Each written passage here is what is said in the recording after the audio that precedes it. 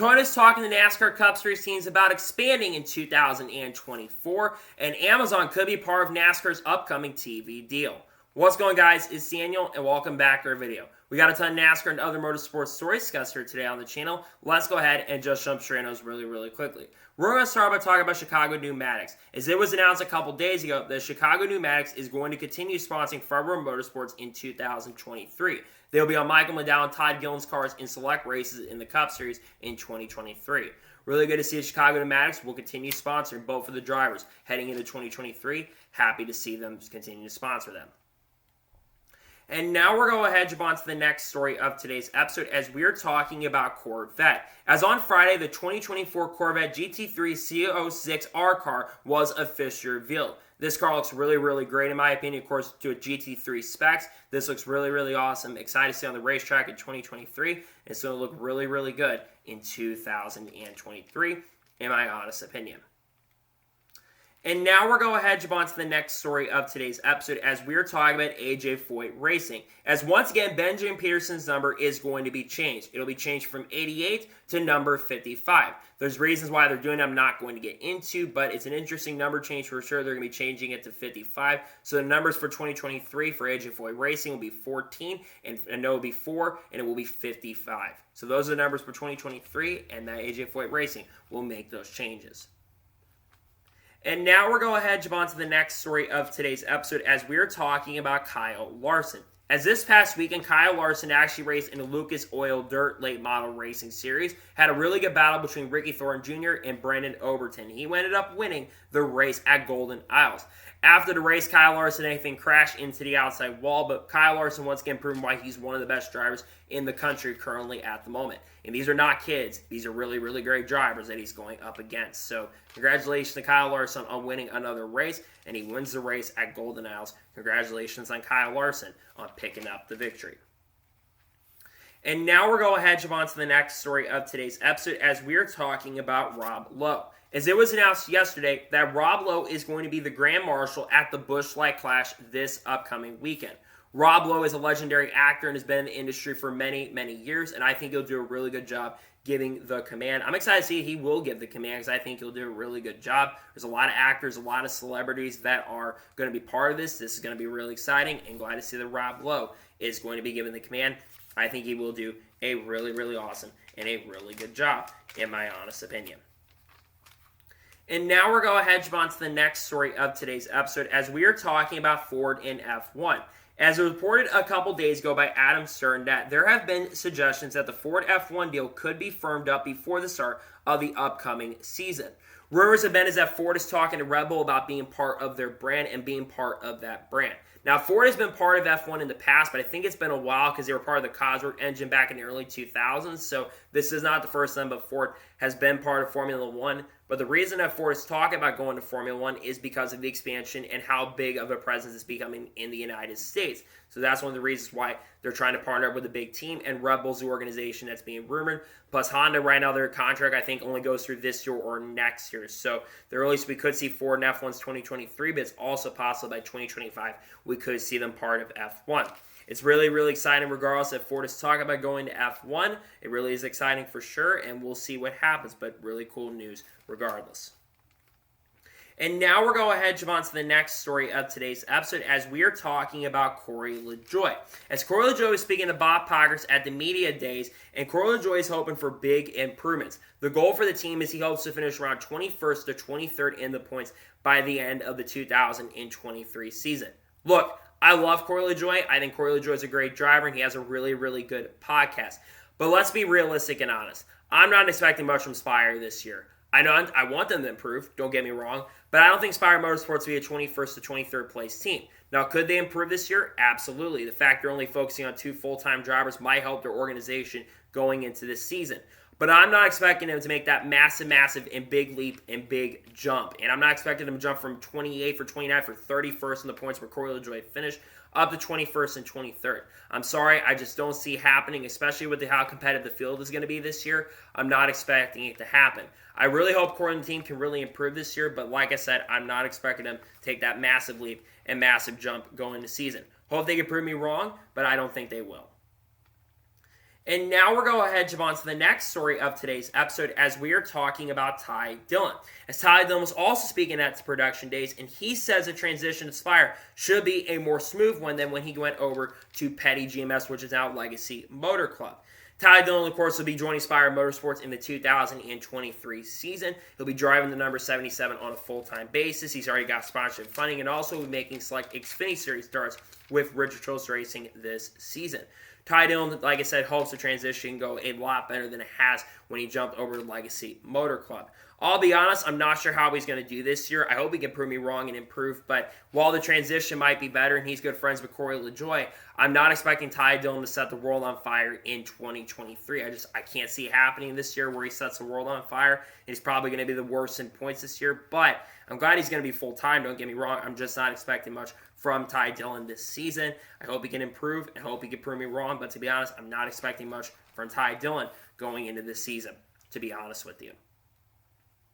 And now we're going ahead and jump on to the next story of today's episode as we are talking about Sauber. As it was reported this morning by the Sauber F1 team and the team that Audi has acquired a minority stake in Sauber F1, and they acquired it in January of this year.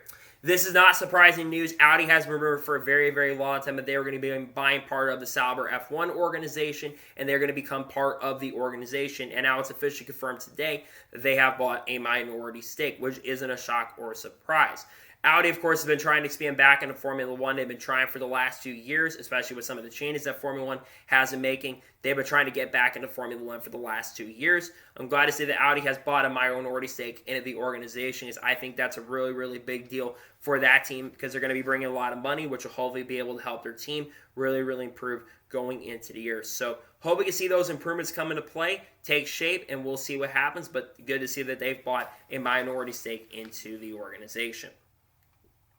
And now we're going ahead and jump on to the next story of today's episode as we are talking about Buescher McLeod. As Buescher McLeod was being asked by Bob Poggers at the production days about 2023. Talked a little bit about transition. He also said at the end of that quote, he said that he doesn't expect to be a formidable foe for many, many years to come. Live Fast Motorsports and Buescher McLeod Motorsports will be full-on Chevy in 2023, and Live Fast Motorsports also is going to have a big alliance with Richard Childs Racing this season. If you want my expectations going to 2023 for Live Fast Motorsports, I think we'll see slight improvements this year. They've got Josh Blicky coming into the team on a part-time basis. He's bringing that sponsorship funding, and I think Josh Blicky will do a pretty good job in that ride, especially in the select starts he does decide to run. I think the team will get better as years go on, and I really think this move actually shows that I believe in this team, and they've really been a team that's wanted to improve, and I think BJ should basically be focused on being an owner, but I do like the fact that they are switching to Chevy this year, and I think they will do a much better job going this year, or at least perform a little better, and I don't think they'll be as far back this year as they were with Ford last year. We'll see what happens, but I think they will improve this upcoming season.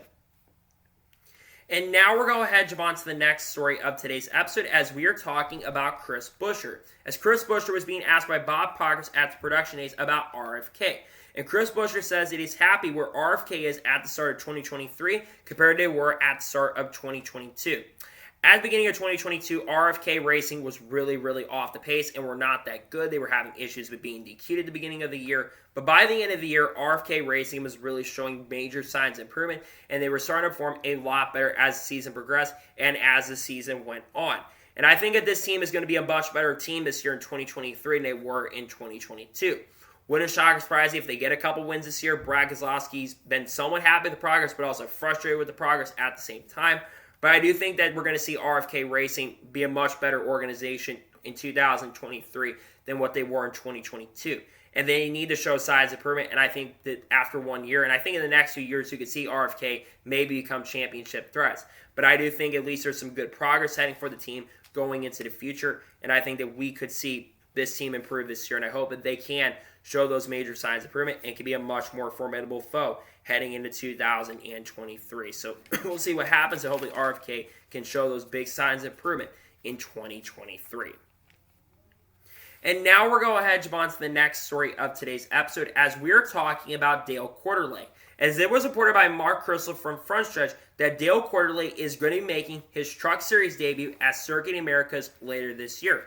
Dale Quartermain is also expected around 7 or 8 ARCA races in 2023 as well.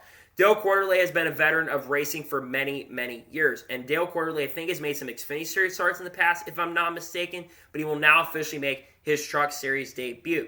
This is really, really good to see that Dale Quartermain is one to come over and race in 2023 in the Truck Series. Of course, he's a very big veteran of the road courses, and he's done pretty solid on road course racing in the past. So I think this is a really exciting move, regardless that they are going to be bringing him in. And I think he'll do a very solid job, regardless of what team he decides to run for. Wouldn't surprise me if it's a team like AM Racing. I know there were rumors he was running with AM Racing in the past.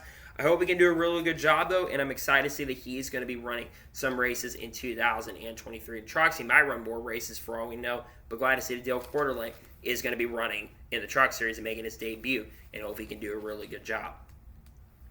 And now we're going ahead and jump on to the next story of today's episode, as we are talking about Taylor Gray. As it was reported a couple days ago from Tricon Garage that Taylor Gray has been approved a playoff waiver. They also revealed in the tweet that they will have the drivers of the 17 for the first 3 races, that being Daytona, at Las Vegas, and I believe Atlanta as well. They will announce the drivers of the first 3 races in the not-so-distant future. Of course, Taylor Gray does not turn 18 until a little bit later in the season, so they have to have drivers ready for those few races because, like I said, Taylor does not turn 18 until later in the season. The big question is who will drive this truck. There's rumors that maybe Sammy Smith might be driving at the beginning of the year. Maybe at Daytona. There was an image that surfaced earlier this past weekend that Sammy Smith might be driving. We'll have to wait and see. Maybe John Hunter Nemechek gets an opportunity. Of course, John Hunter Nemechek has in the past driven for teams like hasn't never driven for Tricon, but there's been rumors that he could drive maybe in a select race or two. Maybe they get a Cup Series driver, like maybe Ty Gibbs perhaps, get an opportunity to drive in the Truck Series. Anything is possible and nothing's guaranteed. But we could see them bring some people in to drive this truck. We'll have to wait and see what happens in regards to that, but we'll see who decides to drive for the first 3 races in that truck in 2023. And now we're going ahead and jump on to the next story of today's episode, as we're talking about cheat codes in Dixie D'Amelio. As it was announced on Friday that cheat codes in Dixie D'Amelio are going to be performing during caution breaks at the Clash. They'll be performing their song I Remember during the breaks, during the caution breaks. I think also Russell Dickerson's on that song if I'm not mistaken, but they will perform during the caution breaks at the Clash. This is something I did not expect, to be honest. Last year during caution breaks, they had DJ Ski be performing, and now they're getting cheat codes in Dixie D'Amelio. Cheat codes are a really big EDM group for those who do not know, and Dixie D'Amelio, of course, she's really big from the TikTok scene, and she's also been trying to make a music career as well. This is a very interesting move that they're trying to do, but again, a lot of younger people probably know who those people are, so I guess it's an interesting move to say the least. I mean, they bring in Wiz Khalifa in, which I think that's a great move, by the way, to bring him in during the halftime show, because a lot of people know who Wiz Khalifa is. And then, of course, they have Cypress Hill performing before the racing begins, which Cypress Hill is a legendary group, which I think that's a pretty good move as well to bring them in. But I think it's interesting that they're going to be bringing these two in to perform during the caution breaks. They did this last year. Will we hear them? We didn't really hear them much during the TV broadcast. In fact, we didn't hear them at all during the TV broadcast. People who were there heard them, so we'll probably hear them during the caution breaks, but it will be only during the cautions, and we might see a lot of cautions this year. We'll have to wait and see what happens, and we'll see what happens, but they will perform during caution breaks at the Clash. And now we're going ahead and jump on to the next story of today's episode, as we are talking about Rajah Caruth. As it was announced on Friday that Rajah Caruth will drive the 45 for Alpha Prime Racing in 2023 in select races, and the first race he'll drive the 45 car is at Auto Club. Rajah Caruth will also drive full-time, of course, in the Truck Series this upcoming season for GMS Racing in the number 24 truck, and now he'll get some more Xfinity Series starts in 2023. This is not a shock or surprise. Rajah Caruth trying to get as much experience as possible. Last year at Alpha Prime Racing, it didn't start off on a really good footing and didn't really start off good, but as the year progressed for him at Alpha Prime Racing, he got faster and was much more competitive. Got a top 20 and nearly got a top 10 with Alpha Prime Racing at Martinsville, and he seemed to be getting faster and faster the more seat time that he got. And I think the more seat time that Rajah gets, the better he is going to be as a driver. So I think this is a really good move to bring him back to Alpha Prime Racing, especially with his experience. If you want my expectations, I think Alpha Prime Racing is going to be a much better team. Yes, they are expanding, but I think Alpha Prime Racing is going to be a much better and much quicker organization this season, and I think they're going to improve this season. So I think they will do much better. I think they will be much more competitive, and I think he'll maybe get a top 10 this year into select races. We're not sure how many races he's going to run, but I think he'll do very solid, and I think he'll run up front a lot more consistently this year and do a much better job. So we'll see what happens, but I think he will do a pretty good job with the ride this season. So excited to see that he's going to be getting behind the wheel of the Alpine racing car in 2023. And now we're going to jump on to the next story of today's episode as we're talking about David Ragan. As it was reported by RacingAmerica.com that David Ragan is not expecting making any Cup Series starts in 2023 and will be focused on racing some late model races and still working with the Ford Development Program to help drivers in 2023. This is disappointing but not surprising news. David Ragan has raced in the Cup Series last year in select Cup Series races, ran all the Super Speedway races in 2023, ran at Atlanta a couple times, also ran at Daytona and Talladega. I think in all the Super Speedway races, I think he ran at Daytona and Talladega and Atlanta in 2022. It's disappointing but not surprising. I think David Ragan wants to stay and basically spend some time with his family. So this basically confirms he will likely not be driving a 15 car at the Daytona 500. So rumor is right now is Riley Herbst is likely going to drive the 15 car at the Daytona 500 in 2023, though that has not been confirmed, but that will likely be confirmed in the coming days and weeks, especially since the Daytona 500 is less than 3 weeks from today. I think it's disappointing David Ragan's not going to run, but it's not completely surprising, and I'm wishing David Ragan the best of luck going forward. Hopefully he will come back and maybe run NASCAR in 2024, maybe runs the Truck Series or the Xfinity Series races, but he confirmed they will not run any Cup races. So disappointing news, but the same token, at the same time, it's not the most surprising news, to be honest with you. And now we're going to jump on to the next story of today's episode as we're going to talk about the Michelin Pilot Challenge race. Now, before the Rolex 24 took the green flag, you had the Michelin Pilot Challenge race on Friday. I ended up watching the race, and the race is mainly dominated by the Fords, the 41 team, and the 42 cars, which are, of course, the Mustangs, which had Harrison Burton, Zane Smith, Hailie Deegan, and Ben Rhodes split up. This race was dominated by Zane Smith and Harrison Burton, and they ended up winning the race. Near the end of the race, Spencer Pumbelli was catching Harrison Burton. If they had one or two more laps of green flag racing, I think that there could have been a chance that Spencer Pumbelli could have won. But Harrison Burton and Zane Smith ended up winning. Major congratulations to them on picking up the victory. They absolutely deserved the win, in my opinion. They were the best team. Wondering about Hailie Deegan and Zane Smith, Ben Rhodes, though, both of them did a really good job, too. Ben Rhodes led a little bit in the race, and Hailie Deegan also, she led a little bit, and she performed very, very admirably. And they ended up finishing in third position, so they ended up finishing on the podium. We got to give Hailie Deegan credit where credit's due, and when she runs up front, she tends to do pretty good. So I'm happy to say that she had a really strong performance and did a really good job. Ford did a fantastic job, and congratulations to all four drivers on putting up a really strong performance and performing well in the event. So happy for both of them and glad to see that they did really good and both performed great in this event, in my honest opinion. They did a really good job. And now we're going to jump on to the next story of today's episode as we're talking about Hendrick Motorsports. Now, David Land asked, when we'll talk about Garage 56 here in a second, but David Land asked about Hendrick Motorsports talking about maybe expanding in IMSA and IndyCar. And I believe it was the president of Hendrick Motorsports, Jeff Andrews, said that we can see Hendrick Motorsports expand in IndyCar and IMSA full-time in the not-so-distant future, but it will be something that we'll be focusing on is something that with the Garage 56 expansion, which we'll talk about here later in the episode, that this is still a very big possibility. The Hendrick Motorsports last year in 2022 and 2021, they kind of technically had a full-time car for at least the Michelin Endurance Cup races when you had the 48 car, which was driven by Jimmy Johnson, Kamui Kobayashi, Mike Rockefeller. They all drove that car. I think Jose Maria Lopez also drove that car as well. We're also, of course, seeing them expand to IndyCar a little bit. They're partnering up next year in 2024 to get a ride for Kyle Larson as he will run the 2024 edition of the Indianapolis 500. It's going to be interesting to see what happens with other sports they decided to expand to, but maybe we could see Kyle Larson run full-time in IndyCar in the future. Maybe we could see Chase Elliott go to IndyCar or IMSA full-time. That would be really, really exciting, and that would be really, really cool. Or they could bring some other drivers in and run it. Maybe some of their guys in the Garage 56 entry could be potential candidates for these rides. It's really exciting stuff going on, and Hendrick Motorsports talking about expansion I think is really exciting and really fun at the same time as well. So really good news for sure that they're talking about expanding, and I think it's exciting that they're talking about it going into the future. And now we're going to jump on to the next story of today's episode as we are talking about Ramon Grosjean. Now, Jenna Fryer caught up with Ramon Grosjean during the Rolls 24, and Ramon Grosjean is actually interested in racing in NASCAR. He says he won't rule out running the Daytona 500 one day, and he says that he loves running ovals. Now, I believe it's not the first time that Ramon Grosjean has shown some interest in racing in NASCAR, as I believe back last year at the Indy Double Weekend when Indy and NASCAR were together for the Indianapolis road course weekend, Ramon actually expressed interest back then.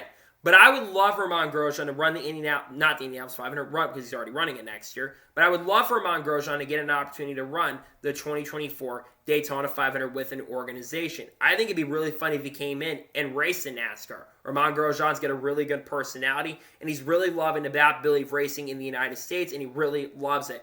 I think it'd be fun if he came over and raced for a team, especially if Andretti would ever come to NASCAR. I think it'd be fun for them to bring Ramon Grosjean over and run it. I think regardless of what, or maybe Project 91. Project 91 would be a great ride to get into because, of course, Trackhouse is going to run the Project 91 car this year. Of course, they're not running in the Daytona 500 2023, but we could see them run it maybe in 2024.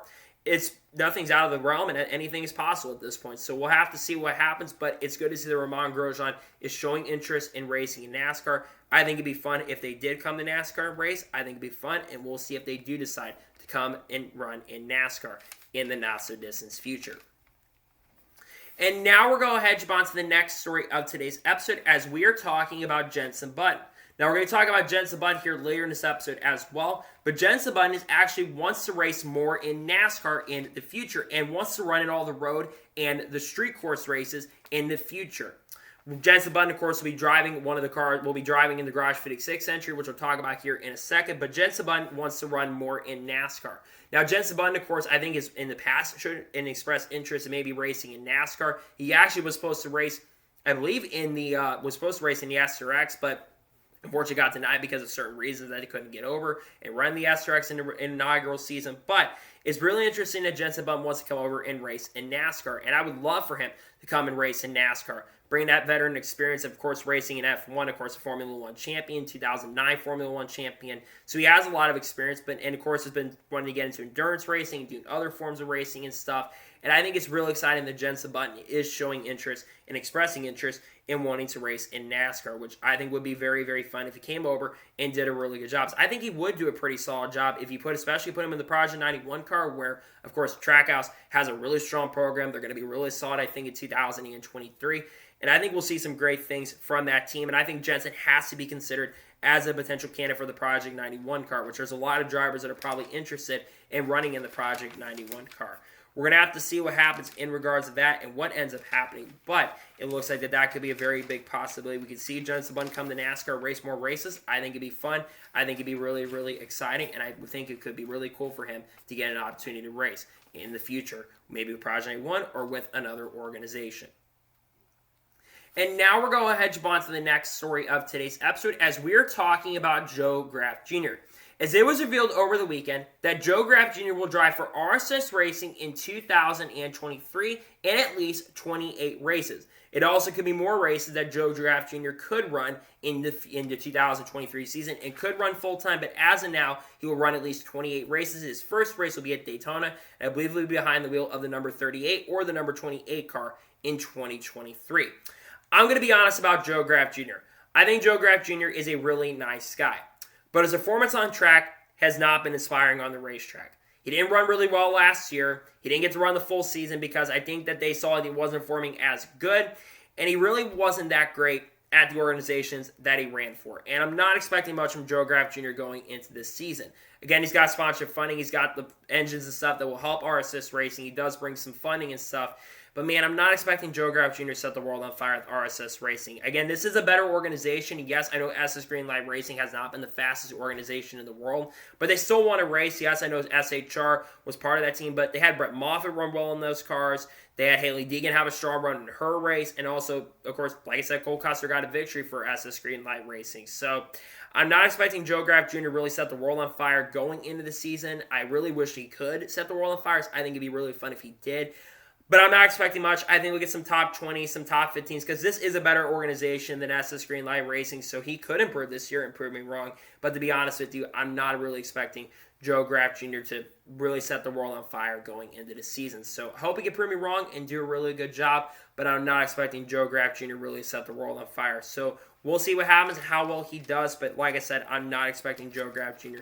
to have a really strong year. Hope, though, he can do a better job and do a better job than he did at SS Green Line Racing and prove me wrong going into the 2023 NASCAR Xfinity Series season. So hope he can have a good year. We'll have to wait and see what happens.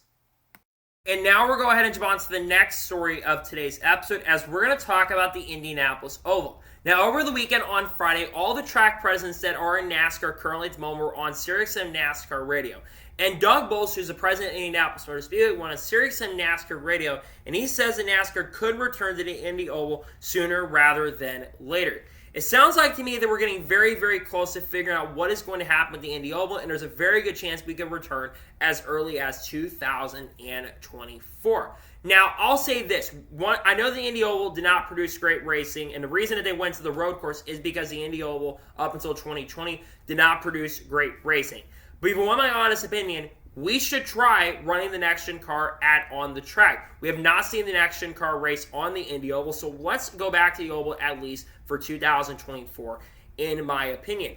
Here's how I would do it, though. I would do a rotation. If we're going to go to the Indy Oval, we should do a rotation. We should have 1 year where we race on the Oval, and the next year we race on the road course. Because while I do love the road course track, and I think it's produced some decent racing in the past, the road course racing has turned into a joke, and we've seen a lot of races where they turn into complete messes, and it wasn't really that great of a race in 2022, and it ended up being a mess.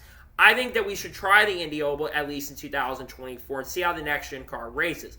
And if it races really good, we should still do the rotation because I think that people are frustrated, or we should just go to IRP. But if you want my opinion when it comes to Indy Oval, we should at least try it once in 2024, see how successful it is, because we know the Indy Oval will, bring more attendance back. I think if the Indy Oval does come back, you're going to have more people show up than they've had in a long time because people want the Indy Oval. Plus, if you look at the TV ratings, when you look at the ratings have not been really, really good for the Indy road course. And you look at the Indy Oval TV ratings, they tend to be really, really good. So if they go back to Indy Oval, you're going to have more people that are going to tune in because it's the Brickyard and tradition, and people are going to tune into that if you go back to the Indy Oval. And like I said, I think it would be a good idea to try and see how the racing is. If the racing isn't good, let's just go to IRP. But if the racing is good, let's do a rotation. Let's do 1 year with the Indy Oval, next year Indy road course. I wouldn't be fine with doing a rotation. I'd be fine with it, and I think that'd be a good decision. So we'll have to wait and see what happens if they do decide to return.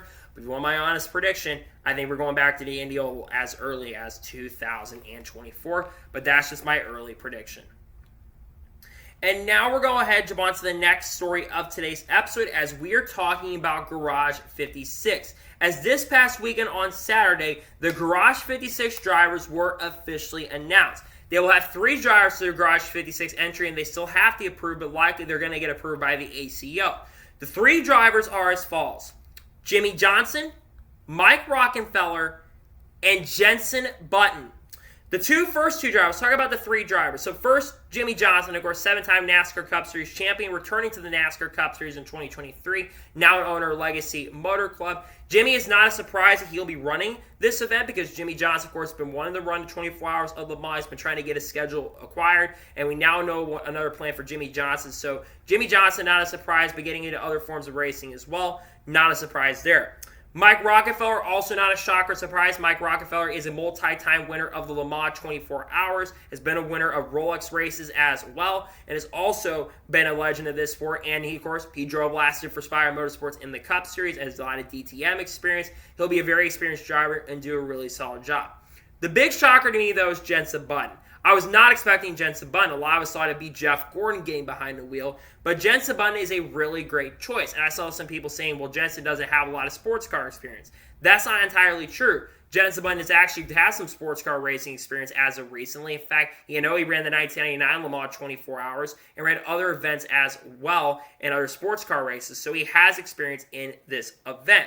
And Jensen Button also is a very talented driver, and it's good to see he'll be part of the Garage 56 entry, and I think this will be a very good lineup.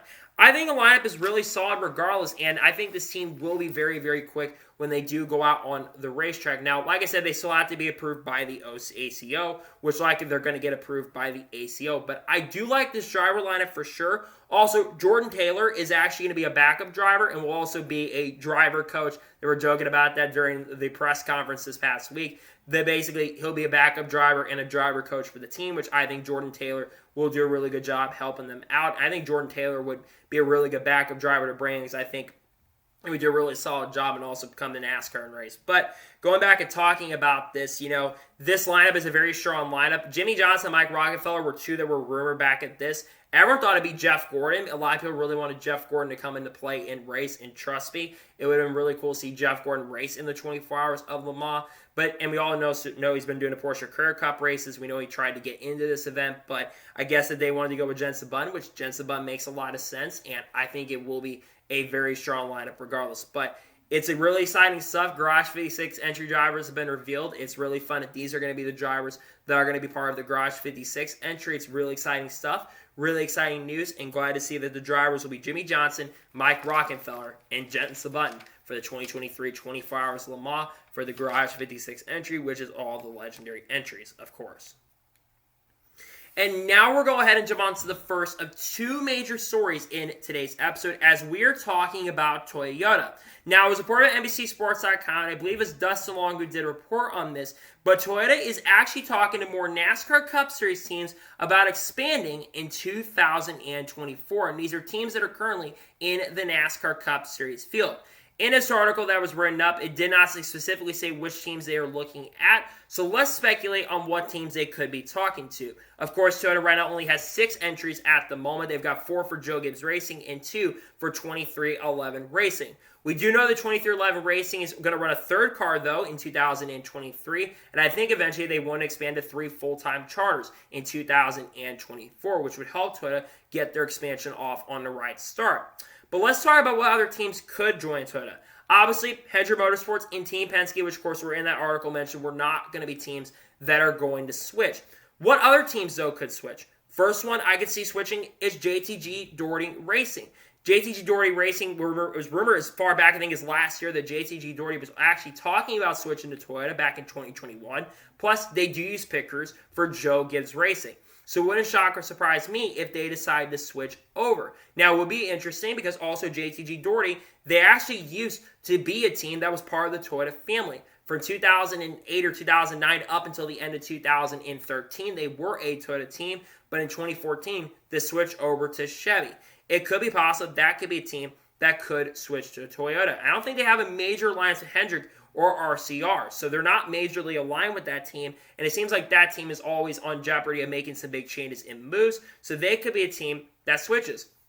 What about Front Row Motorsports? Front Row Motorsports, it was rumored as far back as late 2021 that there were rumors that they were going to be integrated into the 2311 Racing organization, and Front Row was going to be switching over to Toyota. They could be a team that I could see switching to Toyota. Anything is possible, and nothing's guaranteed. I could see them switching over and running with the Toyota branding, and they, like I said, they were rumored to do it. And they switched manufacturers before. When Front Row started, they were a Chevy team. Now they're a Ford team. Could they switch to Toyota? I think it's a very, very possible move. And what about some teams that are currently racing maybe in the lower series or maybe racing in other series? What about Andretti Autosport?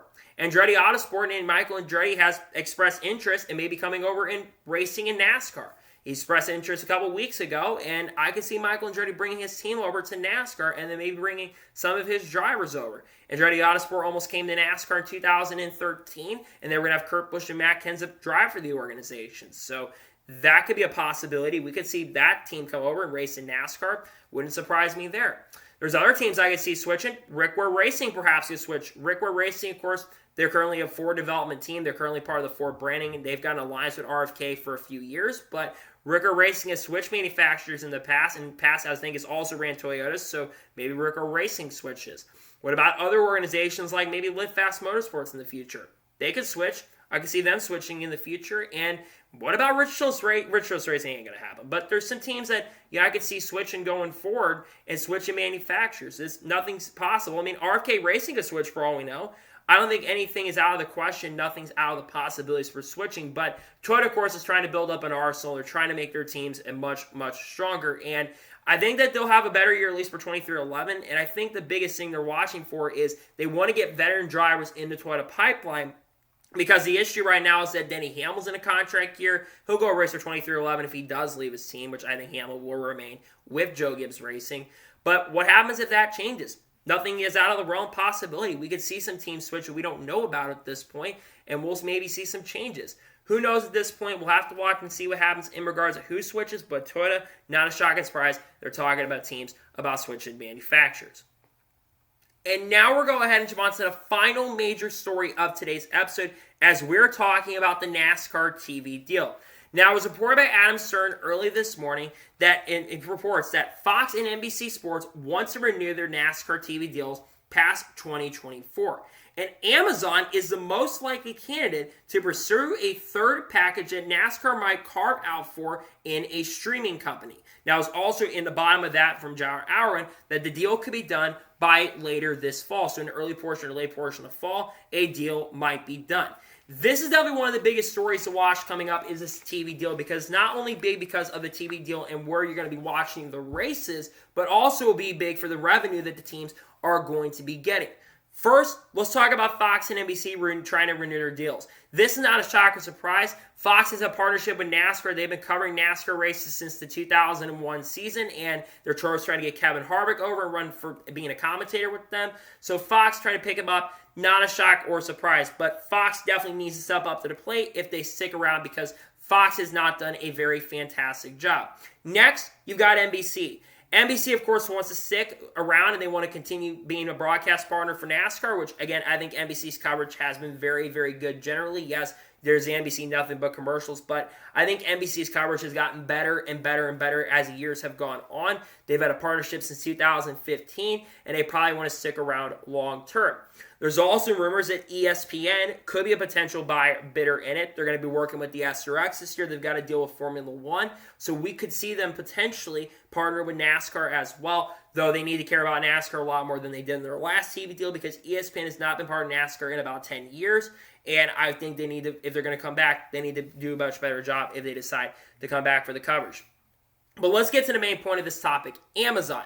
NASCAR is talking about going into the streaming role, which NASCAR is trying to get ahead of the times. If you're wanting a premier partner, and that being Amazon, if you're wanting a premier streaming partner to maybe do a couple races, Amazon would actually probably be a pretty solid shout to go with. Let me explain. Amazon, unlike Peacock, which a lot of people look at Peacock and say, well, it wouldn't work because Peacock hasn't worked. Peacock does not have not only the infrastructure, but it doesn't have the popularity. So you can't put races exclusively on Peacock. Amazon, though, does have a pretty big streaming platform. They have a lot of people that use Amazon, and a lot of people go and use that platform. Millions of people do. And we've seen some of the NFL ratings for some of the Amazon games, and they're in the tens of millions of people that are watching those games on Amazon Prime, which is where the NASCAR races would go to. And again, guess who uses that Amazon Prime? A lot of the younger demographic, the 18 to 48 demographic, which NASCAR is 1849 demographic, which NASCAR is targeting. They want to get that younger demographic to watch the sport. Amazon, you would probably get a lot of eyes on the sport and people would tune in. Plus, it would help Amazon make a little bit of money. So I think Amazon would be a really good partner to go with, and I think it would be a fascinating partner to go with. And I think that could be an interesting thing to watch when it comes to it. I think Amazon could be in the running for it, and it sounds like that they might be a possibility. The biggest thing, though, I want to talk about is a little bit when it comes to the upcoming revenue and TV deal. This TV deal is going to be one of the most important stories for NASCAR for a very, very long time because this is going to determine how much money the teams are going to be getting. And I also hope when it comes to this deal that they can maybe make some adjustments to it. But this TV deal, like I said, is really important because this is going to matter for the teams. The biggest story, I think, of the year for sure will be this TV deal because, again, this is a media rights deal, and the teams are trying to get more money. It sounds like maybe things are heading in the right direction for that, but the teams need to get more money 100% with this next upcoming TV deal because the teams absolutely deserve to get more money than they have gotten. And I really do hope the teams are able to get more money in this upcoming TV deal. But if you want my prediction for who will get the media rights at this point, I think Fox and NBC are likely going to retain the rights. I know people think NBC might be out, and maybe ESPN comes into play, but I think Fox and NBC are going to retain the rights at this point. But I also expect that you're going to see Amazon have a few races. Very similar to what TNT did back in the summer days from 2007 to 2014. TNT basically had about a 4 or 5 race stretch where they did races. I think you're going to see Amazon Prime have a few races in the summer stretch of the season where people will be able to tune in. They might take the races after Fox's coverage gets done, and then they'll finish the year with NBC. So those later portions, or maybe Fox loses some races, and NBC still gets a majority of the season, somewhere ESPN got. I think that's what's going to happen with the upcoming TV deal, and I think you're going to see Amazon take a few races as well, which I think those ratings will be pretty good, and people are going to tune into that for that TV deal, especially since streaming is becoming more and more prevalent and more popular. So if you're going to have an extremely streaming service, Amazon, I think, is 100% the way to go. We'll watch and see what happens going forward, and we'll see what happens with this TV deal, but I think this is definitely a story to watch for, and we'll see who does get the partners. But I think Fox and NBC retain it, and I think Amazon is going to come into play and take part of this upcoming next TV deal. I think that's what happens, and I think that will happen in the upcoming TV deal. So that is going to be it for today's NASCAR news and motorsports news video. I want to thank you guys for watching. Please like and subscribe to the channel, notifications on to be notified when a video does go live on my channel. Follow me on Twitter, Facebook, and Instagram, and for me on Patreon as well. Links description below over that, and comment below your thoughts below on today's video. Do you think Amazon will actually be part of NASCAR in the next TV deal or not? Let me know in the comments below. And what teams do you think will switch to Toyota in 2024? Let me know in the comments below. Tomorrow on my channel, we're likely going to have race picks for the Busch Light Clash. Race picks is returning to the channel, and that will be likely coming out tomorrow. On Wednesday, it will be likely a NASCAR news video. Thursday, if there's a lot of NASCAR news, there will be a NASCAR news video then. And then Friday, we'll have another NASCAR news video. And then Saturday and Sunday, we'll be focusing on racing. Racing is back this weekend. Also, on my second channel, I'm doing Super Bowl picks later this week. Make sure to tune into that. So anyway, like I said, I want to thank you guys for watching today's episode, and I'll see you guys next time for some more great, awesome NASCAR content and other motorsports content on the channel like this. Take care, everybody.